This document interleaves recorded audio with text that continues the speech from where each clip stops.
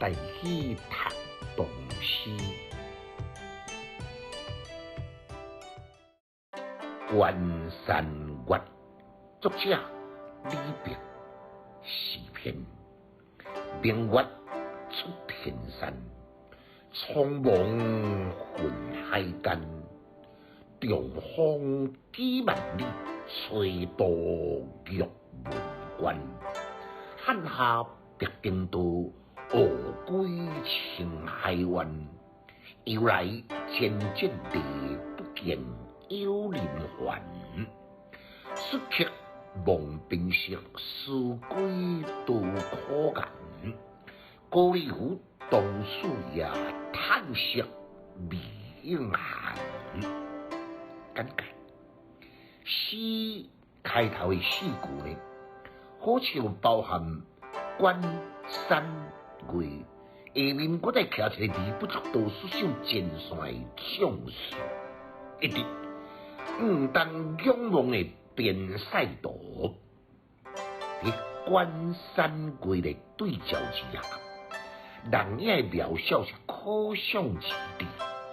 也毋过呢，若无这个渺小的人像，规幅画、规首诗，就变成缺乏另外的元素。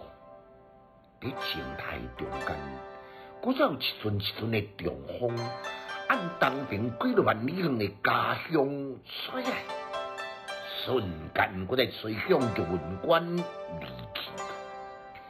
每一字每一句的诗句呢，迄个空间非常的辽阔，更加凸显落寞凄凉。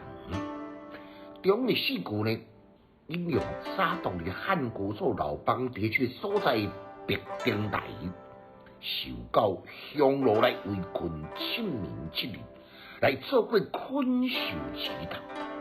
可见伫青海一带呢，历来就敢若像杀戮不断的屠宰场，匈奴无时不刻拢有发兵来攻城，也是因为安尼，来这所在将军的将士呢，真罕有，真少安安然然倒转去家乡。最后的四句，关山月下，迄个失守的远客呢，面对东向遥远的家乡，柔肠寸断的愁思。伊相信厝内人呢，伫此时此刻，也肯定伫家中的高楼，望眼欲穿，注视塞外，思怀牵挂，叹息不休。规篇呢，按汉调到唐调，几百年的中间战争漫无休止，也带予将军的将士，搁着厝内家人的痛苦。迄个诗呢，运用的中间，敢若就有一种的渴望。这种的渴望呢，就敢若亲像古早人所讲的，乃知兵者是凶器，圣人不得已而用之。读诗的囡仔袂学歹，有气质，阁有文采。